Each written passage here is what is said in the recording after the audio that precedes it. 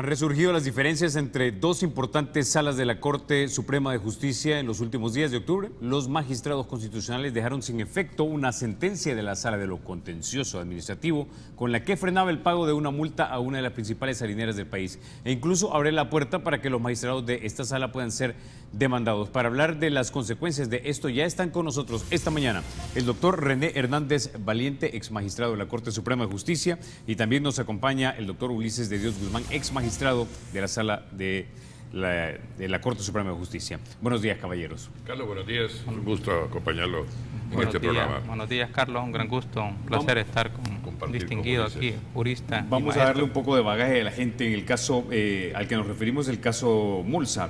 Los magistrados de lo contencioso habían dicho que la decisión de la superintendencia estaba sustentada en actuaciones irregulares, entre ellas un registro judicial a la que la empresa alegó no se encontró la información que se buscaba. Por el contrario, la Sala de lo Constitucional dijo que el superintendente sí identificó los documentos que se buscarían. Mulsa alegó que el Consejo Directivo de la Superintendencia de Competencia no está legitimado activamente para promover este amparo. Doctor René Hernández Valiente. Bien, aquí hablamos no de un conflicto entre dos tribunales, de dos salas de la Corte Suprema de Justicia, sino quizá debemos de referirnos a la competencia que tiene la Sala de lo Constitucional, que es lo que establece la diferencia y donde nace el aparente conflicto intersalas, que no es tal en realidad. Aquí hablamos en primer lugar de una estructura judicial que permite, en razón de la competencia que tiene la Sala de lo Constitucional, de controlar todos los actos de autoridad que puedan existir, desde luego incluyendo la parte normativa, las leyes, decretos, reglamentos y actos de autoridad. Son controlables judicialmente por la Sala de lo Constitucional en concreto y también por los jueces en abstracto. Pero aquí hablamos precisamente de eso. Cuando en un tribunal existe una aparente violación de la Constitución en una resolución, surge la competencia de la Sala. Y la Sala tiene el derecho y la obligación de revisar esas sentencias desde la óptica constitucional exclusivamente. No puede entrar a ver si la superintendencia actuó bien, si Mulsa tenía derecho o no, si se equivocó o no la Sala de lo Contencioso Administrativo, nada de eso. No puede entrar al fondo del asunto que se litiga, pero sí puede revisar si hay violación constitucional. Y nada más, de ahí no puede pasar. Es decir, esto no es un conflicto, esto es el control de constitucionalidad que existe. Es la garantía de que la Constitución realmente se acate y se cumpla, se obedezca. Y velar por esa defensa de la Constitución hace que a veces en el ámbito judicial las sentencias de la Sala choquen porque sienten los jueces y magistrados que se pierde la independencia judicial, y no es así. Por el contrario, la independencia debe respetarse y mantenerse incólume en cuanto a la esencia del derecho litigado, pero las violaciones constitucionales sí deben ser revisadas. Doctor Ulises de Dios Guzmán. Bueno, creo que hay que distinguir dos aspectos de esa sentencia. Una parte es lo que se refiere a haber declarado, amparado, porque se trata de un proceso de amparo. En el amparo lo que se solicita justamente es eso, amparo ante una violación del derecho subjetivo constitucional. Y en esa razón es que al haber amparado, es que ha, extinguido el valor de la resolución de la Sala de lo Contencioso Administrativo. En ese punto, en tanto que se revisara exclusivamente la constitucionalidad y la violación del derecho constitucional de la superintendencia, hasta ahí estaríamos nosotros en lo que compete a la Sala de lo Constitucional. Pero hay una parte que, en mi opinión, sí es delicada, y es el hecho del otro agregado, en el que prácticamente se autoriza a demandar a los magistrados de la Sala de lo Contencioso Administrativo por supuesta daños y perjuicios o indemnización de daños y perjuicios por haber pronunciado una resolución que a criterio de la Sala de lo Constitucional resulta violatoria de un derecho subjetivo constitucional. Y otro aspecto que podría ser un tanto cuestionable es el hecho de determinar parámetros a la Sala de lo Contencioso Administrativo sobre el modo y probablemente el contenido con que debe de emitirse la resolución del caso, porque lo que ha hecho la Sala de lo Constitucional es volver las cosas al estado en que se encontraban antes de pronunciarse la sentencia de la Sala de lo Contencioso Administrativo, lo cual significa que va a regresar el caso a la competencia de lo contencioso administrativo para que pronuncie sentencia. Ahora, con relación a esta especie de autorización para que se demande en lo personal a los magistrados de lo contencioso administrativo, yo realmente sí veo un peligro, porque esta es una determinación que cada una de las partes en cada uno de los casos va a determinar si tiene o no daño y perjuicio que reclamar y en consecuencia si promueve o no un proceso. Pero que sea la sala la que pareciera ser que lo hace inductivamente, me parece un acto intimidatorio de la Sala de lo Constitucional con relación a los magistrados de la Sala de lo Contencioso Administrativo. ¿Por qué? Por una sentencia en la que hay ciertas diferencias de la interpretación y aplicación de la Constitución que en principio, de modo concentrado, le corresponde a la Sala de lo Constitucional, pero que no significa que la Sala de lo Contencioso Administrativo no vea también el aspecto constitucional. Si todos los jueces de la República, independientemente de la jerarquía, oposición o competencia que tenga, para pronunciar sentencias de conformidad con la misma Constitución y de conformidad con la independencia judicial, debe de someterse y revisar la constitucionalidad y legalidad de sus decisiones. Pero si primero va a tener que revisar el sentido de una sentencia de lo constitucional, porque de ahí le puede derivar una responsabilidad personal, entonces a mí me parece que habría una lesión a la independencia judicial. Ese punto sí lo considero peligroso, y además es todavía más peligroso porque no solamente es aplicable para la Sala de lo Contencioso Administrativo el precedente, también es aplicable para las demás salas de la Corte Suprema de Justicia y eventualmente puede ser aplicable para todos los jueces y tribunales de la República. Y sí, la sala da parámetros para que le diga, usted resuelva, pero resuelva bajo estos criterios, es casi como que materialmente le diga, resuelva de este modo. Entonces, sigue lesionando la independencia judicial. Me parece que la sentencia en la primera parte es absolutamente, le reconozco competencia, no necesariamente que esté acertada o no, eso es algo que no lo voy a juzgar, pero sí es competencia de la sala de determinar si hay violación o no de derecho constitucional y resolver lo correspondiente, pero la otra parte, la parte de casi inducir o autorizar para que se demande a los magistrados de la Sala de lo Contencioso Administrativo, me parece que es lesivo a la independencia judicial y es peligroso para todo el órgano judicial.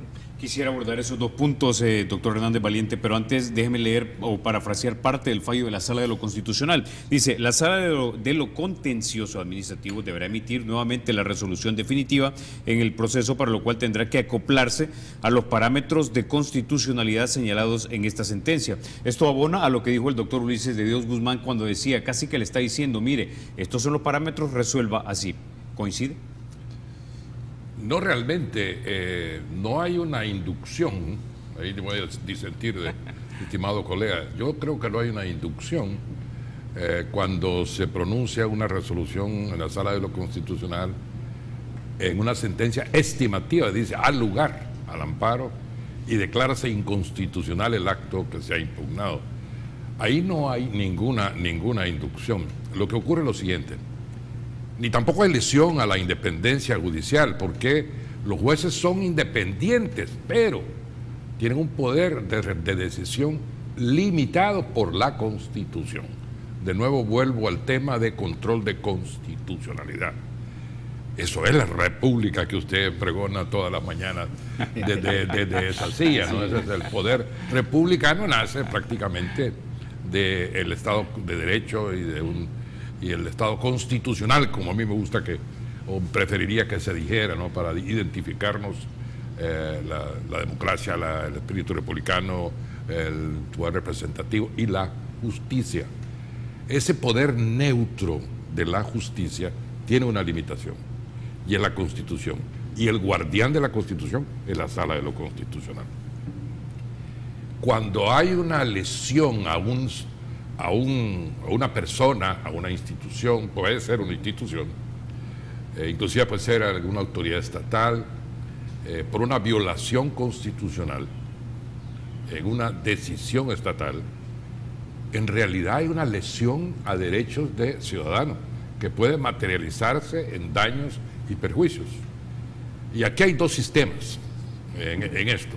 Uno es el salvadoreño, que es un sistema tímido. Esto que la Sala ha resuelto es tímido a los ojos de los constitucionalistas de los países, al menos iberoamericanos. Eso es tímido porque dice, queda en su derecho el impetente para reclamar los daños y perjuicios. Entonces, el que gana un amparo, porque se le reconoce que se le ha violado su derecho subjetivo constitucional, como bien lo señala Ulises, el que gana ese amparo tiene que ir a demandar daños y perjuicios, y los daños y perjuicios en El Salvador son un trámite, el último que yo tuve oportunidad de ver de más o menos de cerca duró 5 años, y hay otros que han durado 12 años. Es decir, cuando ya se murió el paciente le van a aplicar una medicina. El otro sistema es el sistema que se ha puesto en boga en América Latina, que nació en Costa Rica, y es que la misma Sala, en la misma sentencia, condena a daños y perjuicios. Ahí hay una mayor efectividad. ¿Eso viola la independencia de los jueces? No. Si los jueces pueden equivocarse, son independientes hasta para equivocarse, pero cuando se equivocan tienen que asumir el costo de su error judicial, y se llama así. Hay libros, bibliotecas que hablan sobre el error judicial. Si el error judicial tiene una dimensión constitucional y se le reconoce al recurrente, el tribunal tiene la obligación de responder por ese error. Aquí y en los países nórdicos, si quieren ir muy lejos, en todas partes del mundo, el error judicial tiene un costo. Pero ahora, siempre en el ejercicio de la ley, cuando un juzgador emite una resolución, alguien podría decir, bueno, hay daño y perjuicio hacia mi interés. Es decir, por acción, por omisión o por consideración, especialmente si el tribunal ha sido honesto intelectualmente y se ha tenido, digamos, a sus criterios de jurisprudencia y llega a una conclusión que tal vez es la mejor conclusión a la que pueden llegar. Entonces, suena un poco difícil pensar en que te voy a permitir que te demande por daños y perjuicios por algo que honestamente e intelectualmente lo hiciste, doctor. Bona fide se llaman las resoluciones que pueden contener errores judiciales. Y es aceptable la tesis de que la buena fe no crea derechos adquiridos, y todo esto tiene que llegar a una etapa de decisión de otro tribunal que reconozca si existen o no daños y perjuicios. Pero los daños y perjuicios en El Salvador quedan indemnes. Nunca hay daños y perjuicios, y no importa la autoridad que pronuncie un fallo, es muy raro que se condene a daños y perjuicios. Uno de los pocos que he visto yo en los últimos años es, por ejemplo, cuando 2 ingenieros de CEL abrieron las compuertas de la presa en el río Lempa e inundaron unos cañales y dañaron a los cañeros, y les llegó una plaga a la caña, se perdió la caña, y una demanda millonaria que tardaron 10, 12 años en que se reconociera la responsabilidad de los ingenieros y de CEL. Y CEL tuvo que pagar. O sea que, y tuvo que pagar, y cuando pagó, el dinero ya no le fue a los cañeros, sino que le tuvo que ir a los bancos, que eran los acreedores y que no perdonaban los intereses. O sea, sí hay detrás de cada resolución, hay un efecto importantísimo económico que tiene que reconocerse. Por eso las demandas siempre se demanda lo sustancial más las costas procesales y daños y perjuicios. O sea, son anexos que van con lo principal en todos los casos en que hay un litigio. Esto no tiene nada extraño, o sea, aunque haya una decisión de buena fe, puede conllevar daños y perjuicios. El Estado es el que responde cuando no puede responder el funcionario, subsidiariamente, y esto está en la Constitución. Doctor Ulises del Dios Guzmán, le doy la palabra en este punto. A mí me sigue pareciendo en realidad una resolución bastante peligrosa, lesiva de la independencia judicial, porque la Constitución lo que establece con relación a los jueces es que los jueces no están sujetos a mandato imperativo, están sujetos exclusivamente, dice la Constitución. Exclusivamente significa no a otras cosas, no a otras disposiciones, más que a la Constitución y a las leyes.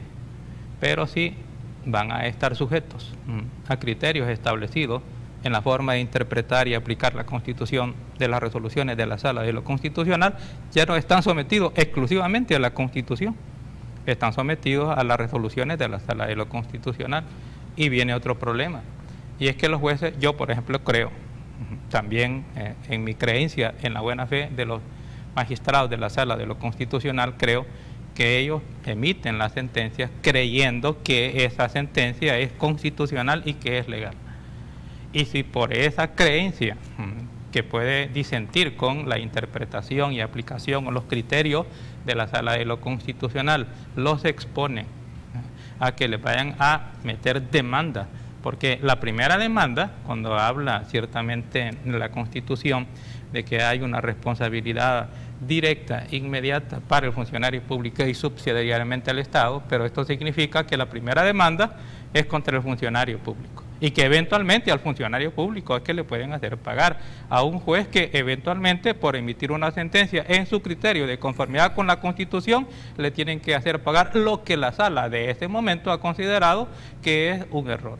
Eso coloca en una situación de debilidad a los jueces y magistrados de la República, y digo a todos en general, porque en cualquier sentencia en la que haya una sentencia condenatoria, eventualmente si esa sentencia varía y se convierte en una sentencia absolutoria o desestimatoria, según el caso, por otro tribunal, bien sea superior o competente, el de abajo eventualmente con la primera sentencia puede sentirse afectado e ir a demandar a los jueces y tribunales de la República, y eso haría que el órgano judicial y que los jueces perdieran independencia, se volvieran débiles frente al poder de la Sala de lo Constitucional. Y entonces lo que hay que pedirle sería, creo yo, para mayor seguridad de los jueces, es que cada vez que vayan a pronunciar sentencias, puesto que de todos modos se va a llegar hasta el criterio de la Sala de lo Constitucional, pedirle autorización de cómo es que debe de pronunciarse la sentencia.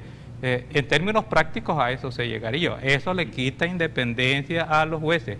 Yo creo que los magistrados de la Sala de lo Constitucional tienen su legítima competencia en determinar si hay o no violación de derecho constitucional y punto.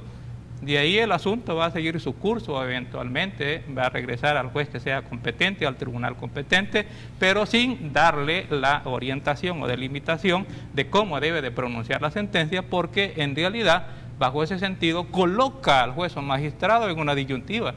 ¿Qué ocurre si el juez o magistrado legítimamente considera que esos criterios no son los criterios de la Sala de lo Constitucional? No digo en este caso que lo sea o no, estoy hablando realmente en abstracto.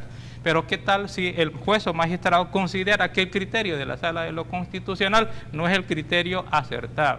Como hay muchas opiniones disidentes y otras coincidentes con la forma en que resuelve o las sentencias, algunas sentencias de la Sala de lo Constitucional.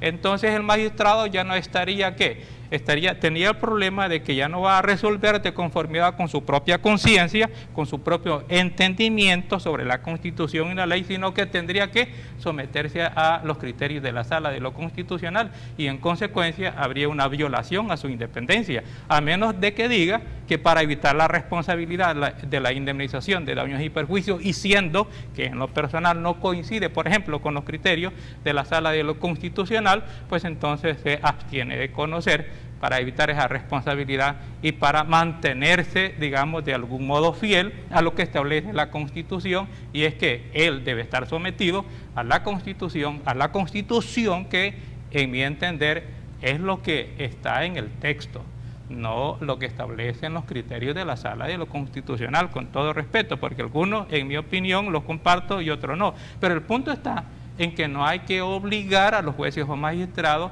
a que sea de ese modo, porque y menos aún a inducir, y peor aún si hubiera condenas en daños y perjuicios, porque sería como decir, mire, en todo caso, usted ya está el derecho ya lo tiene acreditado, simplemente vaya a cuantificar cuánto es lo que le tiene que pagar el funcionario judicial. Los jueces y magistrados de la República podrían salir de sus cargos, particularmente los jueces y los magistrados de la Sala de lo Constitucional, que son los que tienen periodo determinado, porque los demás, digamos, tienen permanencia, pero los magistrados de la Sala, de las salas y de la Corte Suprema de Justicia podrían salir de sus cargos perseguidos por una cantidad enorme de demandas de indemnización de daños y perjuicios, y para evitarlo, o se vuelven temerosos y obedecen los criterios de la Sala de lo Constitucional, aunque no sean los propios, o se están absteniendo de conocer en cada uno de los casos. Bueno, con eso nos quedamos, regresamos después de la pausa y vamos a hablar de si efectivamente se llega a demandar a la Sala de lo Contencioso, en dónde se le va a demandar. Ya volvemos en minutos.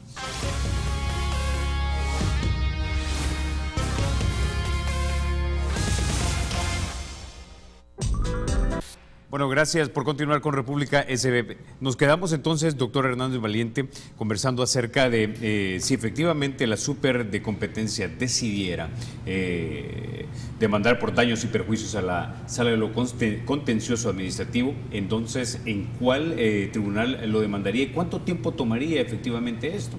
Bien, yo no quisiera especular porque ya se le puso nombre y apellido. La Superintendencia de Competencia, la Superintendencia tendría que demostrar que existen esos daños y perjuicios para ser titular del derecho a demandar. Ahí es un pleito civil, tiene que ser un tribunal civil desde luego. Yo pienso que no se puede especular si la Superintendencia puede o no puede demandar, porque en mi criterio no puede hacerlo, porque son derechos subjetivos los que están violados supuestamente. Y la superintendencia es una institución titular de derechos constitucionales única y exclusivamente procesales, no materiales. O sea que ella es una institución al servicio de los ciudadanos, es una institución del Estado y no puede ser titular de derechos materiales. Por procesales sí, si se le violó el debido proceso en la Sala de lo Contencioso, quizás por ese lado se fue, pero yo no creo que podamos hacer un análisis de si la Superintendencia de Competencia va a demandar y a dónde. Yo creo que no nos cabe, Carlos, el análisis en este caso concreto. En cualquier otro sala, las salas pueden fallar como quieran, los tribunales pueden fallar como quieran y siempre serán sujetos de demanda cuando cometan, y reitero, errores judiciales que afecten derechos subjetivos de los ciudadanos. Pero en el caso de la institución del Estado no cabe el derecho material. Procesal sí. O sea que no veo exactamente a dónde pudieran ser. Y con esto yo creo que el tema, porque si nos vamos a analizar todo lo que ha dicho mi buen amigo Ulises del Dios, pasaríamos muchas horas hablando sobre derechos constitucionales, ¿verdad? Porque lo que comentaba tras bambalinas durante el comercial es que, y usted lo ha vivido en algún lado de su vida, yo oí una expresión de un constitucionalista reconocido en Iberoamérica que era Rodolfo Pisa Escalante, y él era costarricense de madre de Chalchuapa, muy amigo de El Salvador, ex magistrado de la Sala Constitucional de Costa Rica, que decía que la Constitución es lo que los jueces constitucionales dicen que es. A mí esto la primera vez que lo leí me chocó, ¿verdad? Porque al igual que a Ulises, dice, quedamos en manos de lo que diga la sala. Claro, el derecho constitucional establece que las decisiones de los tribunales constitucionales se incorporan a la Constitución, lo cual quiere decir que son Constitución. De alguna manera, aquel término de Rodolfo Pisa Escalante me llegó de nuevo hace pocos días en la portada de un libro, que el título del libro es La Constitución es lo que los jueces constitucionales afirman que es. Esto suena muy pesado, pero si suena hasta extravagante, inaceptable, ¿cómo vamos a depender de lo que digan? Antes decían 4, hoy ya son los 5 están votando, ¿verdad? El Tribunal Constitucional salvadoreño dice que es. Bueno, la jurisprudencia en materia constitucional es fuente de derecho. Y del momento que es fuente de derecho, es fuente de derecho constitucional, porque esa es la naturaleza de sus decisiones. Y si es fuente de derecho, ese derecho se incorpora a la Constitución. Las decisiones de la sala son Constitución. Me podrán decir, bueno, ¿quién controla a estos controladores? El ciudadano, los votantes, el gremio de abogados, que también votamos, el Consejo de la Judicatura, por la vía indirecta, la Asamblea Legislativa cuando los elige, y buscando a la gente idónea para el cargo. Es el único control que hay sobre los funcionarios, los magistrados o los miembros de los tribunales constitucionales en el mundo. Desde luego, la observación y la crítica, especialmente del gremio de abogados, académica o no, también tiene sujeto. Y en Estados Unidos se ha llamado ya, y hay muchos libros sobre esto, el término nació en Estados Unidos, allá por 1803-4, y se llama self-restraint, o sea que el magistrado tiene que controlarse a sí mismo. Si no lo hace, yo creo que los ciudadanos, especialmente los abogados, estamos atentos de tener una constitución y un derecho constitucional que sea una garantía de convivencia ciudadana, que para eso nace la Constitución. Y estos controladores, estos guardianes de la Constitución, tienen que tener el mejor perfil idóneo para poder garantizarlo a los ciudadanos de que vamos a tener ese instrumento de convivencia social. Doctor Guzmán, reitero la pregunta, si la Supra de Competencia efectivamente quisiera perseguir esta invitación, por llamarle de alguna manera, a demandar por daños y perjuicios, ¿en qué tribunales sería y cuánto cree usted que tomaría y qué tan fácil realmente sería lograr que se le resarciera por daños y perjuicios? Bueno, sería una gran complicación. En realidad es en materia civil, propiamente reclamación de daños y perjuicios, pero aquí lo importante es que esa decisión de la Sala de lo Constitucional, en mi opinión, lo que le da es legitimación activa a la superintendencia, porque dice le queda libre o expedito su derecho a demandar indemnización por daños y perjuicios, de modo tal que independientemente ya de la otra consideración sobre si eventualmente tiene o no derecho material o procesal violentado, pero la disposición de la resolución de la Sala de lo Constitucional legitima a la superintendencia a demandar a los magistrados de la Sala de lo Contencioso Administrativo, de modo tal que puede legítimamente ya está acreditado la legitimidad activa de la superintendencia con esa decisión para ir a demandar ante un tribunal civil, y lo que tendría que hacer allá ya no es legitimar su derecho a demandar, sino solamente determinar si existe o no existe daño y la cuantificación. Pero la legitimación activa está porque nace de la resolución de la Sala de lo Constitucional, y eso es lo peligroso, porque a un magistrado de la Sala de lo Constitucional, naturalmente, por la incertidumbre de los procesos y el tiempo, que realmente dura años, imagínense lo que puede resultar de preocupante si sistemáticamente hubiese una línea de demandar a los magistrados de las salas de la Corte Suprema de Justicia. Luego, con relación a la otra parte, y es que si las sentencias de la Sala de lo Constitucional son derecho constitucional, naturalmente que sí. El derecho constitucional no está constituida exclusivamente por el texto de la Constitución. Yo lo que digo es que no es el texto de la Constitución, y lo que establece la misma Constitución, precisamente, que es una Constitución, en mi opinión, sabia, en el sentido de que ha pretendido que el funcionario que la vaya a interpretar y aplicar, particularmente los magistrados de la Sala de lo Constitucional, se la apliquen de modo, digamos, moderado, que se contengan ellos mismos, que no excedan el sentido y el alcance de las normas constitucionales. Entonces la misma Constitución ha establecido que los funcionarios deben de atenerse al texto de la Constitución, y cuando dice que debe de atenerse al texto de la Constitución, lo que le está diciendo es, mire, el sentido natural y obvio de las palabras determina cuál es el contenido de la norma constitucional, pero si me tiene que hacer un razonamiento alambricado y me puede salir con cualquier cosa, en realidad ya no se está ateniendo al texto de la Constitución,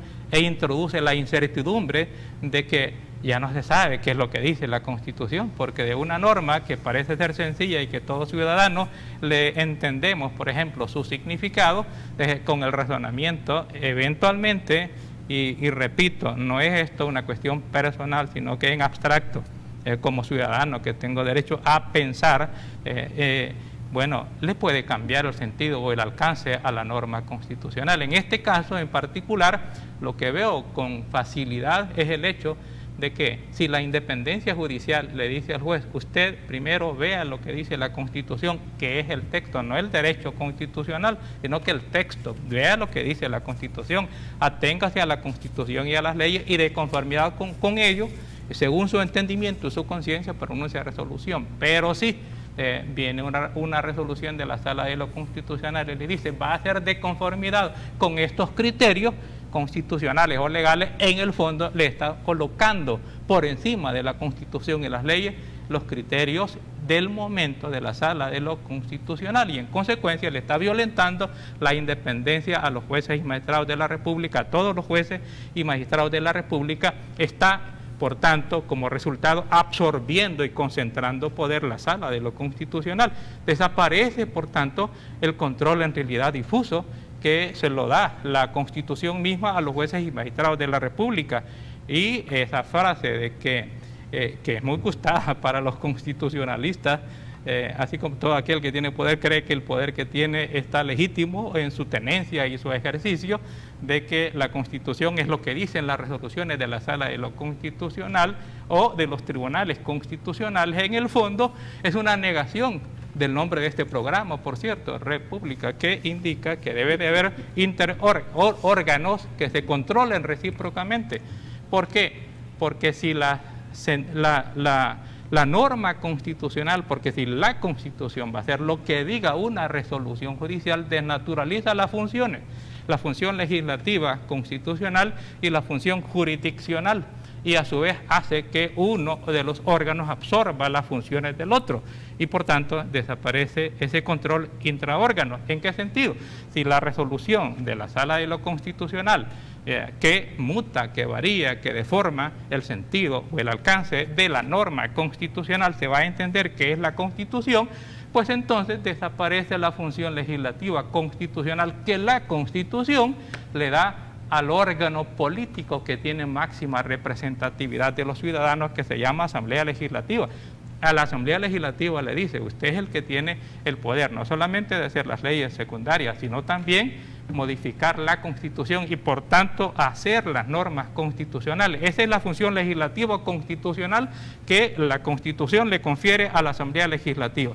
Pero sí, vía resoluciones de la Sala de lo Constitucional, se puede modificar el sentido o el alcance de las normas constitucionales.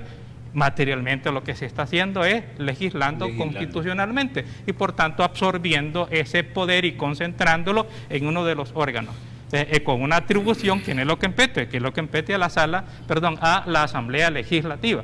Pero que eso es lo que ha ocurrido en varias sentencias de la Sala de lo Constitucional y que el poder político de la Asamblea Legislativa, por debilidad, indolencia, conveniencia, lo que sea, lo ha permitido, porque el poder político también está tan débil y está desacreditado. Debió haber hecho algunas cosas legislativas o constitucionales que no las hizo y ahora ocurre de que esa debilidad del poder político se ha convertido en un trastorno, en una deformación de los controles intraórganos y ha dado lugar a que se vaya reconociendo y confirmando poco a poco que la Sala de lo Constitucional es la que tiene el poder legislativo constituyente y por tanto poco a poco se va perdiendo la importancia de que se modifique la Constitución de la República vía legislativa. Vamos a irnos a la pausa, regresamos en minutos y vamos a hablar también de las implicaciones que tendría esto porque hay algunas cosas que están subyacentes a este tema. Ya regresamos en minutos.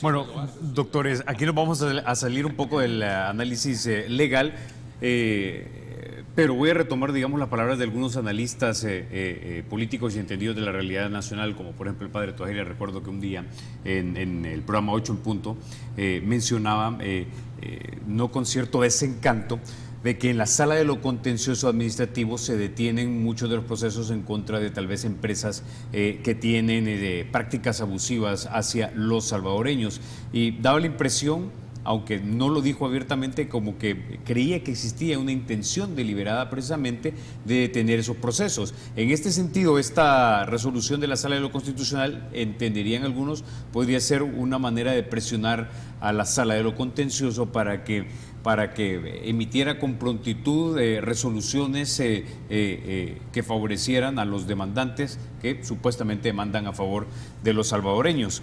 Ahora, por otro lado, la presidenta de la Sala de lo Contencioso ha dicho, no, es que no están detenidos esa gran cantidad de procesos ahí porque hay alguna intención deliberada de no resolver, sino que simplemente solo somos un tribunal y tenemos muchas demandas. Doctor Ulises de Dios. Sí, comenzando por esto último, ciertamente a diferencia de todos los demás casos y competencias de la Corte Suprema de Justicia y de la Sala, incluyendo de la Sala de lo Constitucional, quien conoce de materia constitucional, pero que eso está también diseminado en la competencia difusa que tienen todos los jueces y magistrados, todo realmente discutible previo a llegar hasta alguna de las salas de la Corte Suprema de Justicia, con excepción de la competencia contencioso administrativo, por cuanto que no existen juzgados o tribunales de primera instancia de competencia contencioso administrativo, sino que existe solamente un tribunal y es la Sala de lo Contencioso Administrativo. Y además no existen instancias ni recursos contenciosos administrativos, sino que es un proceso de única instancia. Significa que todos los sujetos, ya no solamente particulares, en este caso vemos incluso también que instituciones o funcionarios públicos que consideren que un funcionario público ha cometido alguna ilegalidad en alguna actuación, para reclamar contra la ilegalidad o la nulidad de un acto de funcionario público, solo tiene a la Sala de los Contenciosos para reclamar de la ilegalidad de la gran gama, el gran abanico de leyes administrativas que hay en El Salvador, y todo eso concentrado en la Sala de los Contenciosos Administrativos. Entonces, la gran variedad de leyes, la gran variedad de infracciones de legalidad que pueden darse y la falta de otras instancias o recursos contenciosos administrativos, concentrado todo en la Sala de lo Constitucional, produce una sobrecarga tanto cuantitativa, encargan cantidad de trabajo, así como también una complicación cualitativa de las resoluciones en la Sala de lo Contencioso Administrativo, que en mi opinión explica y justifica incluso la mora que hay en la Sala de lo Contencioso Administrativo.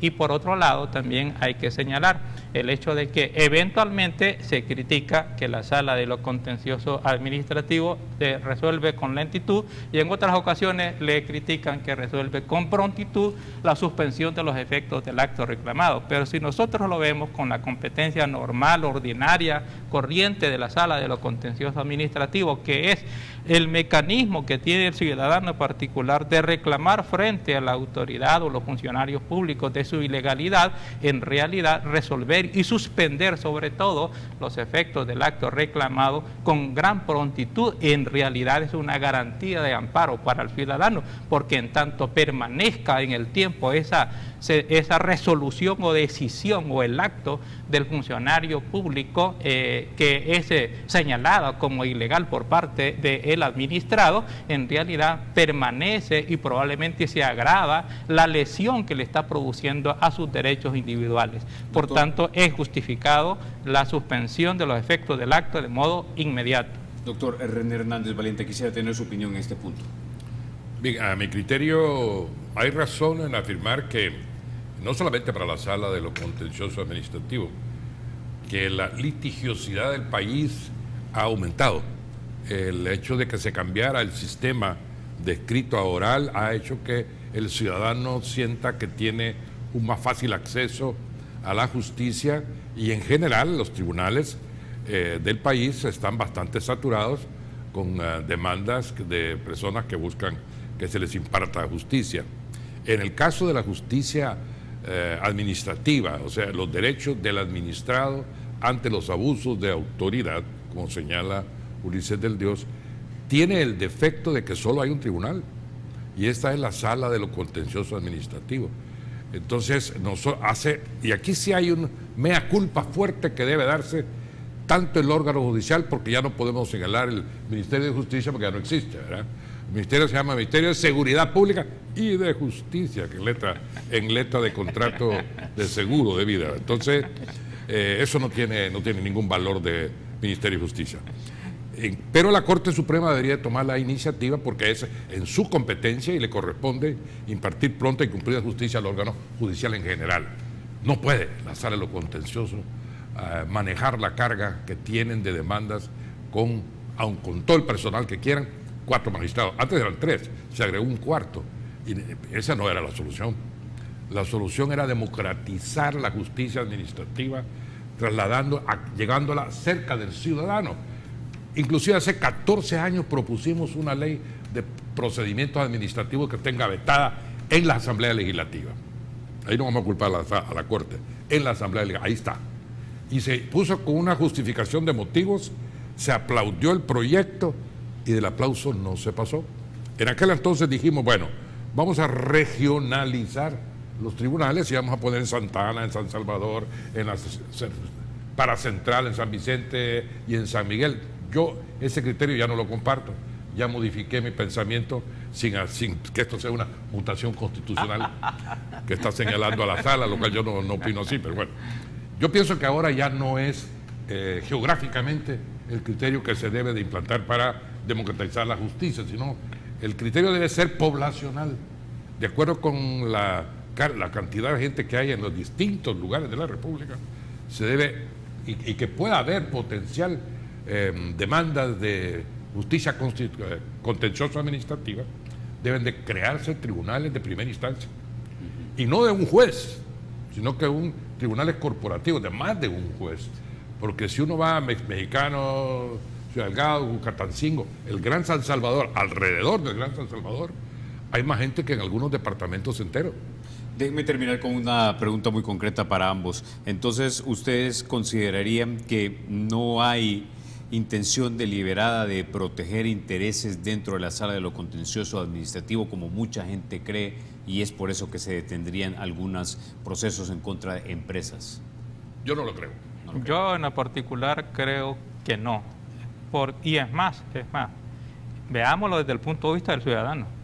A un ciudadano en el que en principio considera, en este caso, así como en cualquiera otro, por ejemplo, que la infracción consista en la ilegalidad de una multa, la multa puede eventualmente causarle tanto perjuicio económico que hasta la puede hacer quebrar.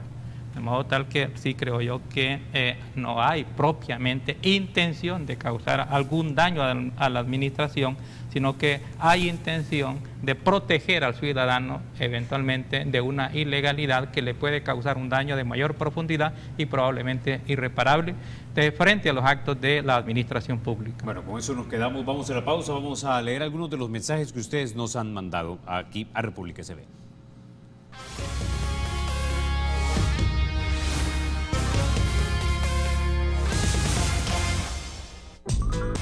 Bueno, vamos a leer un par de comentarios de la gente que nos lo escribió a nuestra Twitter, que es República SB33. El señor Ulises nos dice lo siguiente: pareciera que la Sala de lo Contencioso conoce más de dinero que de la Constitución.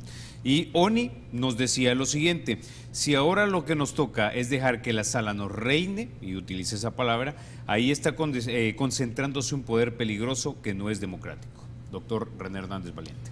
Bien, yo creo que los ciudadanos están atentos en realidad de lo que está ocurriendo en ese poder neutro que es el órgano judicial, ¿no? O sea, los jueces y la Corte Suprema de Justicia, especialmente las dos salas de lo contencioso y lo constitucional. En realidad la sala de lo constitucional no puede reinar, tiene una competencia, no puede actuar de oficio, tiene que ser a instancia del ciudadano o de un agraviado cuando se trata de derechos subjetivos o de una persona que se le ha violado el derecho a libertad. Pero actúa a instancia del gobernante, del gobernado. Ellos no tienen iniciativa propia. O sea, no hay que confundir que el poder de decisión es constitucional, inobjetablemente, pero que sea un reinado, tampoco. La libertad de configuración legislativa la tiene la Asamblea Legislativa. Y la Sala de lo Constitucional no puede legislar, ni puede modificar la Constitución. Está inhibida de hacer mutar porque ahí sería una mutación constitucional, un cambio constitucional. A través de sus interpretaciones no la puede cambiar. Aunque parezca en ocasiones que lo hace, no lo puede hacer. Es el intérprete supremo en la Constitución, pero es intérprete. Y cuando es intérprete, tiene que desentrañar el contenido del texto. Entonces, ahí es donde no comulgo, como le dice, porque si solo vamos al texto, caeríamos en lo ya superado y anacrónico, cuando no existían tribunales constitucionales, del literalismo. Y lo literal, el texto es la superficie del derecho, pero adentro hay un contenido, hay que desentrañar ese contenido. Yo citaba en este programa el ejemplo de Costa Rica, cuando la Sala Constitucional dijo, en el término mujer se entiende el ser humano, y en mujer metió al hombre, y la Constitución se quedó con el texto mujer, y ahí está contenido el hombre, el género humano, porque se rompió el principio de igualdad. ¿Eso afectó a la ciudadanía? No. ¿Y enojó a los costarricenses? No. ¿Y en dónde está el hombre costarricense? Metido en el concepto mujer. Bueno, doctor Ulises de Dios Guzmán. Eso no es mutación. Eso fue un desentrañar el sentido y respetar los principios y valores que no están en el texto. Yo quisiera terminar con esto, perdón que me alargue, solo disculpas. Lo de la independencia judicial a través del control de constitucionalidad se superaría si los jueces en cada caso hicieran un examen de constitucionalidad del caso que se les somete. Ok.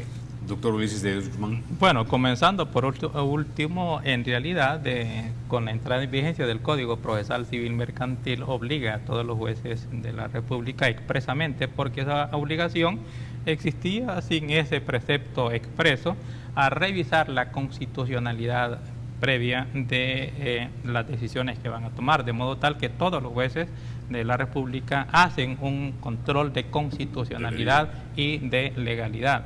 Eso es lo que establece el Código Procesal Civil Mercantil, que yo repito que aún sin ese precepto todos los jueces y magistrados de la República realmente lo hacen.